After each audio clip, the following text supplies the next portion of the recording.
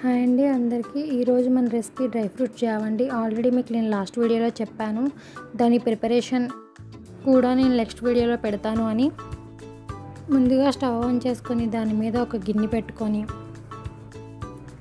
అందులో 2.5 glasses water వేసుకొని అందులో 3 స్పూన్స్ డ్రై ఫ్రూట్స్ పౌడర్ వేసుకోవాలండి. తర్వాత రుచికి సరిపడా ఉప్పు, క్యారెట్, బీట్రూట్ తురుము కూడా వేసుకోవాలండి. అది పిల్లలకి చాలా హెల్తీ అండి.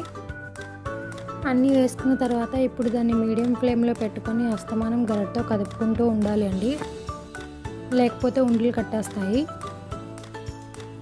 అది బాగా ఉడికిపోయిన తర్వాత అదొక బౌల్లో వేసుకొని అందులో ఒక స్పూన్ నెయ్యి వేసుకొని బాగా కలిపిన తర్వాత ఇంకా కమ్మగా కావాలంటే ఒక స్పూన్ పెరుగు కూడా వేసుకోవచ్చండి. అంతేనండి, టేస్టీ అండ్ హెల్తీ బ్రేక్ఫాస్ట్ పిల్లలకి రెడీ. ఈ రెసిపీ మీకు నచ్చితే లైక్ చేయండి, షేర్ చేయండి అండ్ సబ్స్క్రైబ్ చేసుకోండి.